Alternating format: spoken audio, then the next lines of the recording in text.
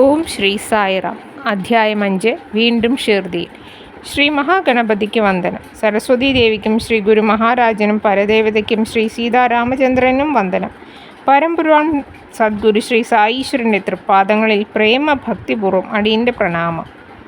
ചാന്ദ് പട്ടേൽ ധനികനായ മുസ്ലിം പ്രമാണി, ഔറംഗാബാദ് ജില്ലയിലെ ധൂപ് ഗ്രാമനിവാസി. ഔറംഗാബാദിലേക്കുള്ള യാത്രയിലാണ് അദ്ദേഹത്തിന് ഒരു ദുരിതമുണ്ടായത്. പട്ടേലിൻ്റെ പെൺകുതിരയെ കാണാതായി. അദ്ദേഹം കുതിരയെ തിരയാത്ത ദിക്കില്ല. 2 മാസത്തോളം കുതിരയെ തിരഞ്ഞങ്ങനെ കഴിഞ്ഞു. ഒടുവിൽ നിരാശനായി ചുമലിൽ ജീനിയും പേറി അതീവ ദുഃഖിതനായി നാട്ടിലേക്ക് മടങ്ങുന്ന സമയം. ഏകദേശം 9 കിലോമീറ്റർ നടന്നു കാണും. അപ്പോഴാണ് വഴിയരികിൽ ഒരു മാവിൻ ചുവട്ടിൽ അസാധാരണ തേജസ്വിയായ ഒരാളെ കാണുന്നത്. ആ തേജസ്വിയുടെ വേഷം നീളമുള്ള ഒരങ്കി, കഫനി, കയ്യിൽ തൊപ്പി, കക്ഷത്തിൽ ഒരു വടിയും. ആ തേജോരൂപൻ കളിമൺ പൈപ്പിൽ പുകയില ഞെരടി നിറയ്ക്കുന്നു. അപ്പോഴാണ് ചാന്ദ് പട്ടേൽ പരിക്ഷീണനായി അവിടം കടന്നു പോകുന്നത്. അവിടുന്ന് സ്നേഹപൂർവ്വം വിളിച്ചു, "വരൂ, ഒന്ന് പുകവലിച്ചിട്ട് പോകാം. തണലിൽ അല്പം വിശ്രമിക്കുകയും ആവാം." ചാന്ദ് പട്ടേൽ ശ്രദ്ധിച്ചു. പിന്നെ അങ്ങോട്ട് നടന്നു. അപ്പോൾ ഫക്കീർ അടുത്ത ചോദ്യം ചെയ്തു, "എങ്ങോട്ടാണ്? ഈ ജീനി എന്തിനു വേണ്ടി?" "എൻ്റെ കുതിരയെ കാണാതായി." അടുത്ത സ്ഥലം ചൂണ്ടിക്കാട്ടി. "കുതിരയെ അവിടെ തിരക്കൂ" എന്ന് ഫക്കീർ പറഞ്ഞു. ചാന്ദ് പട്ടേൽ അനുസരിച്ചു. അവിടെ തൻ്റെ കുതിരയെ കണ്ടു. അദ്ദേഹം കുതിരയുമായി ഫക്കീറിനരികിലെത്തി. പട്ടേലിൻ്റെ ആശ്ചര്യത്തിന് അതിരുണ്ടായില്ല. ഇദ്ദേഹം മഹായോഗി തന്നെ. ആ സമയം ഫക്കീർ പട്ടേലിനോട് ഇരിക്കാൻ ആവശ്യപ്പെട്ടു. അതിനുശേഷം കൊടിലെടുത്ത് മണ്ണിൽ കുത്തിയിറക്കി. അവിടെ നിന്നും ജ്വലിക്കുന്ന ഒരു കനൽക്കട്ട വലിച്ചെടുത്തു. വിസ്മയം പൂണ്ട് നിന്ന പട്ടേൽ അത്ഭുതകരമായ അടുത്ത രംഗവും കണ്ടു. ഫക്കീർ കയ്യിലിരുന്ന വടികൊണ്ട് നിലത്ത് ശക്തിയായി അടിച്ചു. ഉടൻ അവിടെ ജലപ്രവാഹമുണ്ടായി. ആ ജലത്തിൽ തുണി നനച്ച് പൈപ്പിൽ ചുറ്റി. പിന്നെ ഫക്കീർ പുകവലിക്കാൻ തുടങ്ങി. ഇതെല്ലാം കണ്ട പട്ടേൽ പരിഭ്രമിച്ചു. പുകവലിച്ച ശേഷം ഫക്കീർ പട്ടേലിനെ കൊണ്ടും പുകവലിപ്പിച്ചു. വിസ്മയാധീനനായ പട്ടേൽ ഭക്തി പാരവശ്യത്തോടെ ആ ദിവ്യാത്മാവിനെ തൻ്റെ ഗൃഹത്തിലേക്ക് ക്ഷണിച്ചു. അദ്ദേഹം ആ പ്രാർത്ഥന കൈക്കൊണ്ടു. കുറച്ചു ദിവസം പട്ടേലിൻ്റെ ഗൃഹത്തിൽ തങ്ങുകയും ചെയ്തു. പട്ടേലിൻ്റെ ഒരു ബന്ധുവിൻ്റെ വിവാഹ സമയമായിരുന്നു അത്. വധു ഷിർദിയിൽ നിന്നും. പട്ടേൽ വിവാഹത്തിൽ പങ്കെടുക്കുന്നതിനായി വിവാഹ സംഘത്തോടൊപ്പം ഷിർദിയിലേക്ക് യാത്രയായി. പട്ടേലിനോടുള്ള സ്നേഹത്താൽ ഫക്കീറും കൂടെ പുറപ്പെട്ടു. വിവാഹം സമംഗളം നടന്നു. അതിഥികളെല്ലാവരും പിരിഞ്ഞു.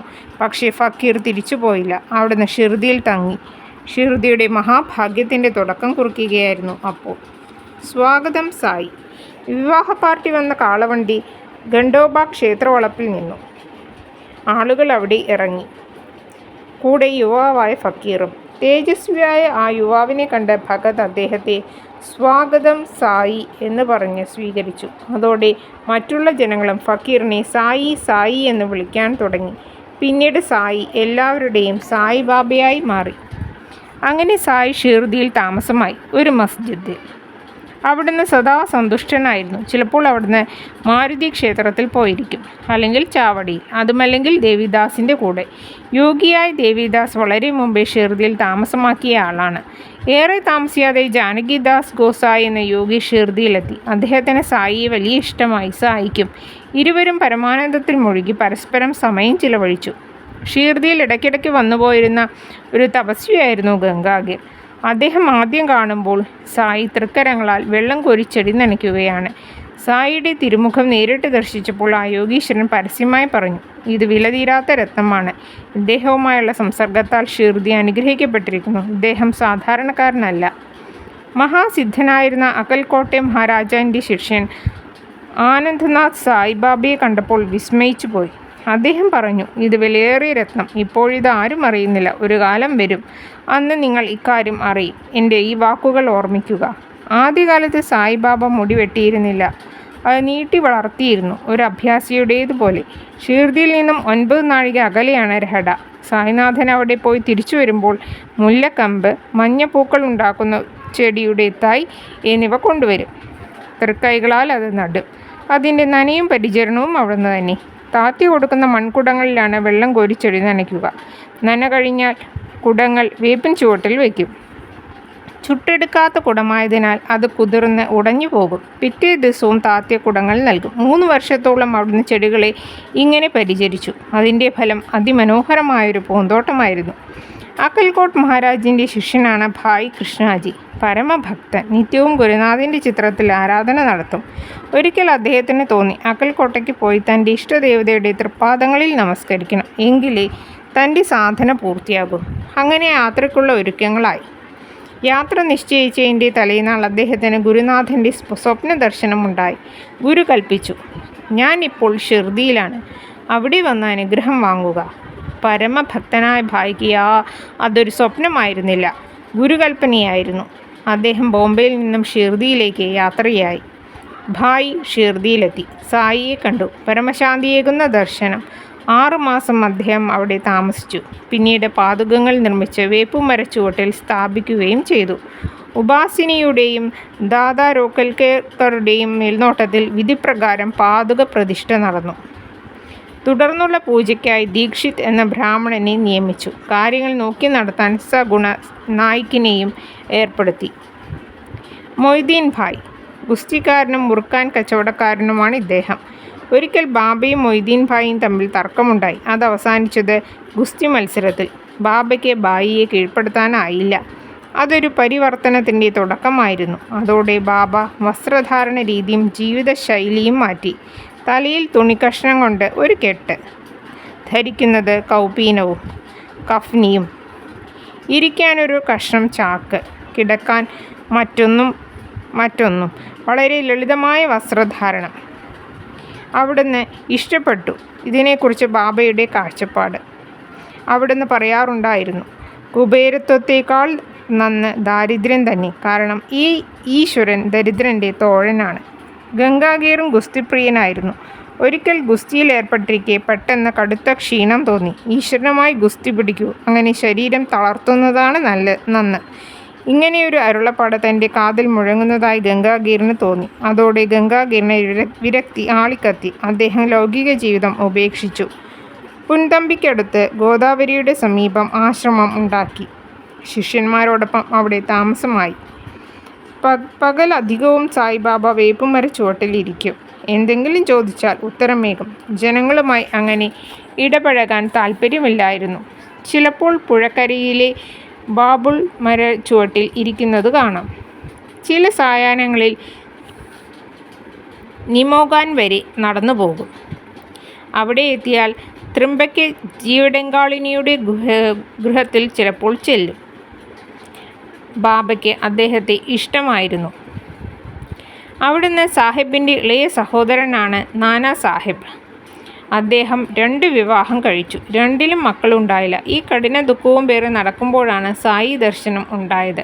അവിടുത്തെ കൃപയാൽ സന്താനമുണ്ടായി. അതോടെ ബാബയുടെ കീർത്തി 10 മടങ്ങ് വർദ്ധിച്ചു. ജനങ്ങൾ ഷിർദിയിലേക്ക് ഒഴുകാനും തുടങ്ങി. പകൽ മുഴുവനും ഭക്തന്മാരാൽ പരിസേവിതനായി അവിടുന്ന് ഇരിക്കും. രാത്രിയിൽ ഒറ്റയ്ക്ക് ജീർണിച്ച മസ്ജിദിൽ ഉറങ്ങും. ബാബയ്ക്ക് ആകെയുള്ളത് പുകവലിക്കാനുള്ള ഒരു കുഴൽ, കുറച്ച് പുകയില, ഒരു ടിൻ പാത്രം, നീണ്ട കഫ്നി കുപ്പായം, ഒരു ചെറുവടി. ശിരസിൽ വെള്ള തുണി കൊണ്ട് വട്ടത്തിൽ കെട്ടി അതിൻ്റെ തുമ്പ് ജട പോലെ പിരിച്ച് പിണച്ചിട്ടിരുന്നു. ഒരു കഷ്ണം ചാക്കിലായിരുന്നു അവിടുന്ന് ഇരുന്നരുളിയത്. ഷൂസോ മെതിയടിയോ സായീശ്വരൻ ഉപയോഗിച്ചിരുന്നില്ല. തണുപ്പകറ്റാനായി എപ്പോഴും ധുനി എരിയിച്ചിരുന്നു. തെക്കോട്ട് നോക്കി അഴിയിൽ കൈയും വെച്ച് അവിടുന്ന് ചാക്കുതുണിയിൽ അങ്ങനെ ഇരിക്കും. ധുനിയിലെ തീനാമ്പുകളിൽ വിറകുകൊള്ളികൾക്കൊപ്പം ആശയും അഹന്തയും ചിന്തയും അള്ളാമാലിക് എന്ന നിരന്തര ജപത്തോടെ അദ്ദേഹം അവിടുന്ന് ഹോമിച്ചിരുന്നു. ഭക്തന്മാർ അവിടെ വന്ന് സായീശ്വരനെ ദർശിക്കും. മസ്ജിദിലേക്ക് വരും മുമ്പ് കുറച്ചുകാലം താക്കിയയിൽ മുസ്ലിം പ്രാർത്ഥനാ സ്ഥലം താമസിച്ചിരുന്നു. അക്കാലങ്ങളിൽ അവിടുന്ന് ചിലങ്ക കെട്ടി മധുരമായി പാടി ആനന്ദ നൃത്തം ആടിയിരുന്നത്രേ. ആദ്യകാലങ്ങളിൽ സായീശ്വരനെ വിളക്കു കൊളുത്തുന്നത് വലിയ ഇഷ്ടമായിരുന്നു. ഇതിനുള്ള എണ്ണ കച്ചവടക്കാരിൽ നിന്നും ശേഖരിക്കും. കുറേ കാലം കഴിഞ്ഞപ്പോൾ കച്ചവടക്കാർക്ക് സൗജന്യമായി എണ്ണ കൊടുക്കുന്നതിൽ താല്പര്യം കുറഞ്ഞു. ഇനി മുതൽ എണ്ണ കൊടുക്കണ്ടെന്ന് അവരെല്ലാവരും കൂടി രഹസ്യമായ തീരുമാനവും എടുത്തു. ഇതൊന്നും അറിയാത്തവൻ എന്ന പോലെ അന്നും സായീശ്വരൻ എണ്ണയ്ക്കായി പാത്രവും കൊണ്ടെത്തി. ആരും ബാബയ്ക്ക് എണ്ണ നൽകിയില്ല. ബാബയാകട്ടെ ഒരു ഭാവഭേദവും ഉണ്ടായില്ല. തികഞ്ഞ സമചിത്തതയോടെ അവിടുന്ന് മസ്ജിദിലേക്ക് മടങ്ങി. പതിവ് പോലെ വിളക്കിൽ തിരികളിട്ടു. അതിനുശേഷം എണ്ണ സൂക്ഷിച്ചിരുന്ന തകരപ്പാട്ട പരിശോധിച്ചു. ലേശം എണ്ണ പറ്റി കിടപ്പുണ്ട്. ബാബ അതിലേക്ക് കുറച്ച് വെള്ളം ഒഴിച്ചു. പിന്നീടത് കുടിച്ചു. വീണ്ടും എണ്ണപാത്രത്തിലേക്ക് വെള്ളം പകർന്നു. അത് വിളക്കുകളിലെല്ലാം ഒഴിച്ചു. അതിനുശേഷം അവിടുന്ന് അതിൽ തിരി കൊളുത്തി. അത്യത്ഭുതം! തിരികളെല്ലാം തേജസ്സോടെ ജ്വലിക്കാൻ തുടങ്ങി. ആ രാത്രി മുഴുവനും മസ്ജിദിനെ പ്രകാശപൂരിതമാക്കിക്കൊണ്ട് ജലദീപങ്ങൾ ജ്വലിച്ചു നിന്നു. ബാബ ചെയ്തതെല്ലാം മറിഞ്ഞിരുന്ന് കണ്ട കച്ചവടക്കാർ ഞെട്ടിപ്പോയി. അവർക്ക് പിന്നീടൊരു വഴിയേ ഉണ്ടായിരുന്നുള്ളൂ: അവിടുത്തെ ശരണം പ്രാപിക്കുക, ക്ഷമയാചിക്കുക. മടികൂടാതെ അവരത് ചെയ്തു. ദ്വന്ദ്വാതീതനായ ബാബ അവരെ സമാധാനിപ്പിച്ച് അയച്ചു. ജവഹർ അലി പണ്ഡിതനും വാഗ്മിയുമാണ്. വിശുദ്ധ ഖുർആൻ മുഴുവനും നാവിൻ തുമ്പിൽ. ധാരാളം ജനങ്ങൾ അദ്ദേഹത്തെ വന്ദിച്ചിരുന്നു. അഹമ്മദ് നഗർ വാസിയായ ജവഹർ അലി ഒരിക്കൽ ശിഷ്യന്മാരോടൊപ്പം അവിടം വിട്ടു രഹഡയിൽ വന്ന് താമസമാക്കി. അവിടെയും ധാരാളം ജനങ്ങൾ അദ്ദേഹത്തെ വന്ദിക്കാനും എത്തിയിരുന്നു. ഭക്തന്മാരുടെ സഹായത്തോടെ ഫക്കീർ വീരഭദ്ര ക്ഷേത്രത്തിനു മുന്നിൽ ഒരു ഈദ്ഗാ നിർമ്മിക്കാൻ ശ്രമം തുടങ്ങി. പക്ഷേ അതിൽ ചില തടസ്സങ്ങളുണ്ടായി. താമസിയാതെ ജവഹർ അലിക്ക് രഹഡ വിടേണ്ടി വന്നു. അങ്ങനെ അദ്ദേഹം ഷിർദിയിലെത്തി. ബാബയെ കാണാനിടയായി. ബാബയോടൊപ്പം മസ്ജിദിൽ ഫക്കീർ താമസവും തുടങ്ങി. ബാബയെ ശിഷ്യനെന്ന നിലയിലാണ് ജവഹർ അലി കണക്കാക്കിയത്. ബാബയാകട്ടെ ചെറിയ നീരസം പോലും കാണിക്കാതെ അത് അംഗീകരിച്ചു. ഗുരുവിന് ശിഷ്യൻ്റെ ആഴവും അറവും നിശ്ചയമില്ലായിരുന്നു. ശിഷ്യനാകട്ടെ ഗുരുവിൻ്റെ പരിമിതി വളരെ വ്യക്തവും. എങ്കിലും അവിടുന്ന് അതൊന്നും ഭാവിച്ചില്ല. ഗുരുവിനെ നന്നായി പരിചരിച്ചു. ഇതിനിടയിൽ ഗുരു ശിഷ്യനുമായി രഹഡയിലേക്ക് താമസം മാറ്റുകയും ചെയ്തു. ഷിർദിവാസികൾക്ക് അതിഷ്ടമായില്ല. അവർ തങ്ങളുടെ സായിയെ കൊണ്ടുവരാനായി രഹഡയിലെത്തി. ബാബയെ കണ്ടു. ആഗമനോദ്ദേശം അറിയിച്ചു. പക്ഷേ ബാബ അത് സ്വീകരിക്കാൻ കൂട്ടാക്കിയില്ല. വേഗം പോയിക്കോളൂ, ആ ഫക്കീർ ഉഗ്ര കോപിയാണ്. അദ്ദേഹം വരുമ്പോൾ നിങ്ങളെ കണ്ടാൽ പ്രശ്നമാകും. അപ്പോഴേക്കും ഫക്കീർ തിരിച്ചെത്തി. ശിഷ്യനെ കൊണ്ടുപോകാനാണ് ഷിർദിക്കാർ വന്നതെന്നറിഞ്ഞ് കോപിഷ്ഠനായി. പക്ഷേ ഗ്രാമീണരും വിട്ടുകൊടുത്തില്ല. ഒടുവിൽ ഫക്കീറിന് വഴങ്ങേണ്ടി വന്നു. ഫക്കീറിന് ബാബയെ പിരിയുന്ന കാര്യം അസഹനീയം. ഒടുവിൽ ഫക്കീറും ബാബയും ഷിർദിക്കാർക്കൊപ്പം ഗ്രാമത്തിലേക്ക് മടങ്ങി. ഷിർദിയിൽ ജ്ഞാനിയും പണ്ഡിതനുമായി ഒരു താപസനുണ്ടായിരുന്നു, ദേവിദാസ്. തിളങ്ങുന്ന മിഴികളും സുന്ദരമായ മുഖവും ചെറുപ്രായവും അദ്ദേഹത്തെ ഷിർദിക്കാരുടെ പ്രിയങ്കരനാക്കി. പ്രമുഖരായ പലരും ദേവിദാസിനെ ഗുരുവായി സ്വീകരിച്ചിരുന്നു. ഒരിക്കൽ ഷിർദിക്കാരുടെ പ്രയത്നത്താൽ ഫക്കീർ ദേവിദാസിൻ്റെ മുന്നിലെത്തി. അങ്ങനെ ഫക്കീറും ദേവിദാസും മതപരമായ ചർച്ചയിൽ ഏർപ്പെട്ടു. എന്തിനധികം വാദപ്രതിവാദത്തിൽ ദേവിദാസ് തിളങ്ങി. ഫക്കീർ അടങ്ങി. ഒടുവിൽ അദ്ദേഹത്തിന് നാടുവിടേണ്ടി വരികയും ചെയ്തു. ഫക്കീർ പോയത് ബീജാപൂരിലേക്ക്. കാലമേറെ ചെന്നപ്പോഴേക്കും ഫക്കീറിന് തൻ്റെ അജ്ഞാനം വെളിവായി. താൻ ഗുരുവാണെന്നും ബാബ ശിഷ്യനുമാണെന്നുള്ള ധാരണയാകുന്നു.